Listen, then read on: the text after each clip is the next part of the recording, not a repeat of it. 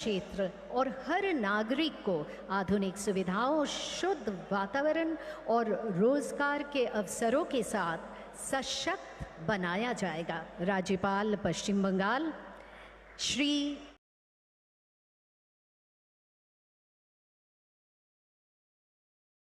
দুর্গাপুরে ৫,৪০০ কোটি টাকার প্রকল্পের শিলান্যাস, মোদির ভাষণে পরিবর্তনের ডাক। আজ পশ্চিমবঙ্গের দুর্গাপুর থেকে ২৬ বিধানসভার প্রস্তুতি শুরু করল রাজ্য বিজেপি। প্রধানমন্ত্রী নরেন্দ্র মোদীর দুর্গাপুরের জনসভাকে ঘিরে আজ বিজেপি সমর্থকদের মধ্যে ছিল উপচে পড়া উচ্ছ্বাস ও উদ্দীপনা। এদিন দুর্গাপুরের সভা থেকে প্রধানমন্ত্রী প্রায় ৫,৪০০ কোটি টাকার প্রকল্পের শিলান্যাস করেন। এই প্রকল্পগুলি রাজ্যের পরিকাঠামো উন্নয়ন ও কর্মসংস্থানে সহায়ক হবে বলে আশা করা হচ্ছে। জনসভায় বক্তব্য রাখতে গিয়ে প্রধানমন্ত্রী নরেন্দ্র মোদী পশ্চিমবঙ্গের বর্তমান পরিস্থিতি নিয়ে গভীর উদ্বেগ প্রকাশ করেন। তিনি বলেন, একসময় বাংলা ভারতের বিকাশের কেন্দ্র ছিল। দেশের বিভিন্ন জায়গা থেকে মানুষজন পশ্চিমবঙ্গে কাজের জন্য আসতেন, কিন্তু এখন সম্পূর্ণ উল্টো ছবি। কাজের জন্য পশ্চিমবঙ্গের মানুষ ভিন রাজ্যে যাচ্ছেন। প্রধানমন্ত্রী তৃণমূল সরকারের তীব্র সমালোচনা করে বলেন, পশ্চিমবঙ্গের লক্ষ লক্ষ গরিব পরিবারকে পাকা ঘর থেকে বঞ্চিত করেছে তৃণমূল সরকার। তিনি দৃঢ়তার সঙ্গে বলেন, তৃণমূলের সরকার যাবে তবেই আসল পরিবর্তন আসবে। জনগণের উদ্দেশ্যে মোদী আহ্বান জানান, বিজেপিকে একটা সুযোগ দিন পশ্চিমবঙ্গের স্বচ্ছ ভাবমূর্তির সরকার গঠনের জন্য, দ্রুত বিকাশের জন্য, তবেই পশ্চিমবঙ্গে বিকাশ ঘটবে। তিনি আরও আশ্বস্ত করেন, বাংলায় বিজেপি সরকার ক্ষমতায় আসার পর দেশের সেরা ইন্ডাস্ট্রিয়াল রাজ্যগুলির মধ্যে বাংলা এগিয়ে থাকবে। এদিনের সভা থেকে মন্ত্রী আরও উল্লেখ করেন যে, বাংলার বুকে সিএনজি গাড়ি এবং কর্মসংস্থানের জন্য কেন্দ্র সরকার কোটি কোটি টাকা খরচ করেছে। তিনি জোর দিয়ে বলেন, বাংলার পরিবর্তন চাই, বাংলায় উন্নয়ন চাই। প্রধানমন্ত্রীর এই বক্তব্য রাজ্য রাজনীতিতে নতুন করে জল্পনা তৈরি করছে এবং আগামী দিনের প্রভাব সদূর প্রসারী হবে বলে মনে করছে বিভিন্ন মহল। हमारा ये दुर्गापुर स्टील सिटी होने के साथ ही भारत की श्रम शक्ति का भी बड़ा केंद्र है। भारत के विकास में दुर्गापुर की बहुत बड़ी भूमिका है। आज इसी भूमिका को और मजबूत करने का अवसर हमें मिला है। थोड़ी देर पहले यहां से 5,400 करोड़ रुपए के प्रोजेक्ट का शिलान्यास और लोकार्पण हुआ है। ये सारी परियोजनाएं यहां की कनेक्टिविटी को सशक्त करेगी, यहां gas based transport, gas based economy को बल मिलेगा। आज की परियोजनाओं से इस स्टील सिटी की पहचान और मजबूत होगी। यानी परियोजनाएं make in India, make for the world, इस मंत्र के साथ पश्चिम बंगाल को आगे बढ़ने में मदद करेगी। इससे यहां के नौजवानों के लिए रोजगार के अनेक अवसर भी पैदा होंगे। मैं आप सभी को इन परियोजनाओं के लिए बहुत बहुत बधाई देता हूं। साथियों, आज पूरी दुनिया में विकसित भारत के संकल्प की चर्चा है। इसके पीछे भारत में दिख रहे वो बदलाव है जिन पर विकसित भारत की इमारत का निर्माण हो रहा है। इन बदलावों का एक बड़ा पहलू भारत का इंफ्रास्ट्रक्चर है। जब मैं इंफ्रास्ट्रक्चर की बात करता हूं तो इसमें सोशल, फिजिकल और डिजिटल हर प्रकार का इंफ्रास्ट्रक्चर है। 4 करोड़ से अधिक गरीबों के पक्के घर, करोड़ों टॉयलेट, 12 करोड़ से अधिक नल कनेक्शन, हजारों किलोमीटर की नई सड़कें, नए हाईवे, नई रेल लाइंस, छोटे छोटे शहरों में बने एयरपोर्ट, गांव-गांव, घर-घर पहुंचा इंटरनेट, ऐसे आधुनिक इंफ्रास्ट्रक्चर का लाभ पश्चिम बंगाल सहित देश के हर राज्य को मिल रहा है। साथियों, पश्चिम बंगाल की ट्रेन कनेक्टिविटी पर अभूतपूर्व काम हुआ है। बंगाल देश के उन राज्यों में है जहां बड़ी संख्या में वंदे भारत ट्रेनें चल रही है। कोलकाता मेट्रो का तेजी से विस्तार हो रहा है। यहां नई रेल लाइनें बिछाने का काम, चौड़ीकरण और बिजलीकरण का काम तेजी से चल रहा है। अनेक रेलवे स्टेशन आधुनिक हो रहे हैं। इसके अलावा बहुत बड़ी संख्या में रेल ओवरब्रिज भी बनाए जा रहे हैं। आज 2 और रेलवे ओवरब्रिज पश्चिम बंगाल को मिले हैं। ये सारे काम बंगाल के लोगों का जीवन आसान बनाने में बड़ी मदद करेंगे। साथियों, हमने यहां के एयरपोर्ट को भी उड़ान योजना से जोड़ा है। बीते 1 वर्ष में ही 5 लाख से ज्यादा यात्री इसके जरिए सफर कर चुके हैं।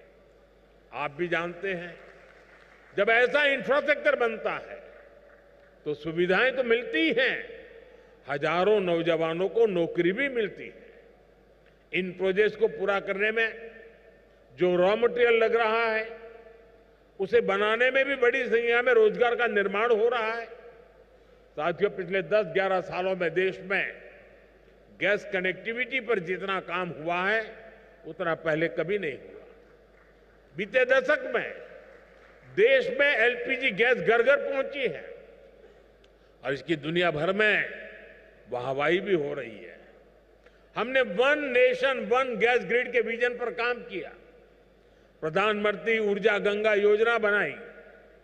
इसके तहत पश्चिम बंगाल सहित पूर्वी भारत के 6 राज्यों में गैस पाइपलाइन बिछाई जा रही है। लक्ष्य ये है कि इन राज्यों में भी पाइप से सस्ती गैस उद्योगों तक पहुंचे, रसोई तक पहुंचे।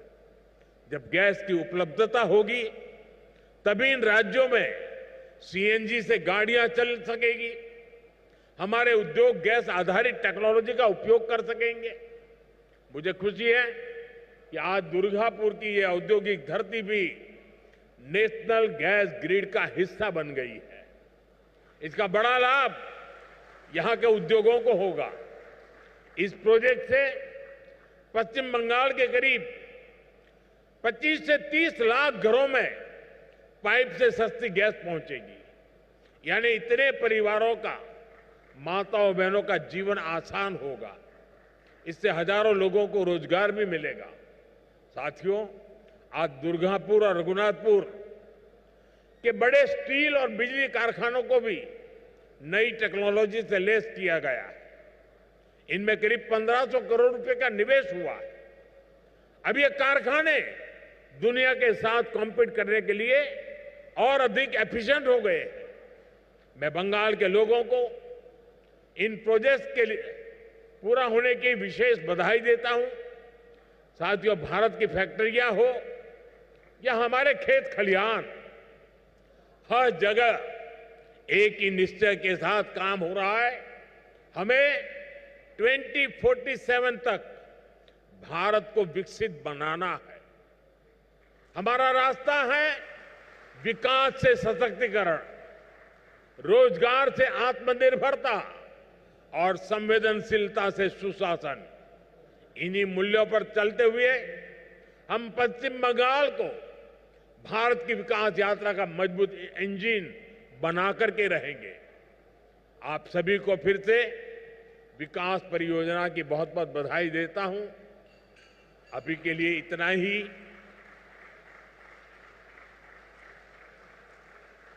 बहुत कुछ कहना है, लेकिन इस मंच पे कहने के बजाय अच्छा है पास में दूसरा मंच है, वहीं जाकर के बोलूंगा।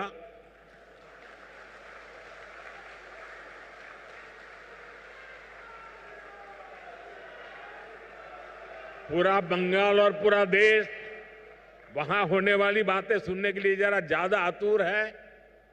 मीडिया के लोग भी बड़े उत्सुक हैं। तो साथियों, यहां तो इस कार्यक्रम में मैं मेरी वाणी को यहीं पर विराम देता हूं, लेकिन कुछ पल के बाद वहीं से गर्जना होगी। बहुत बहुत धन्यवाद।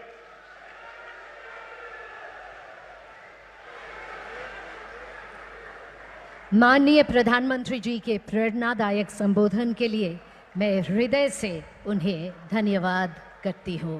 और इन्वेस्टमेंट को नई गति दे रही है। इन परियोजनाओं में शामिल हैं प्रधानमंत्री ऊर्जा गंगा परियोजना के अंतर्गत गेल द्वारा बिछाई जा रही जगदीशपुर हल्दिया बोकारो धामरा प्राकृतिक गैस पाइपलाइन का 132 किलोमीटर लंबा दुर्गापुर कोलकाता खंड, जो लगभग 1200 करोड़ रुपए की लागत से बनकर तैयार हुआ।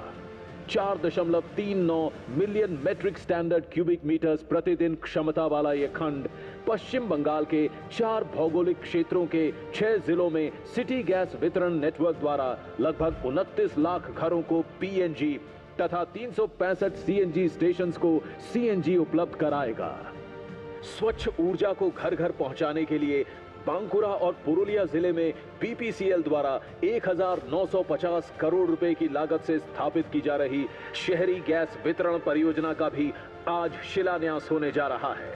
क्षेत्र के विकास, मानव जीवन की रक्षा और यातायात बेहतर करने के लिए भी आज 384 करोड़ रुपए की लागत से बनकर तैयार हुए तोपसी और बांदवेश्वर में 2 रोड ओवरब्रिज राष्ट्र की सेवा में समर्पित किए जा रहे हैं, जिनसे सड़क सुरक्षा बढ़ेगी, वाहनों के आवागमन में लगने वाले समय में कमी आएगी तथा पश्चिमी बंगाल के पश्चिमी और उत्तरी भाग के बीच रोड कनेक्टिविटी बेहतर व और सुदृढ़ होगी। इकाइयों का रांची और कोलकाता से रेल संपर्क बेहतर हो रहा है।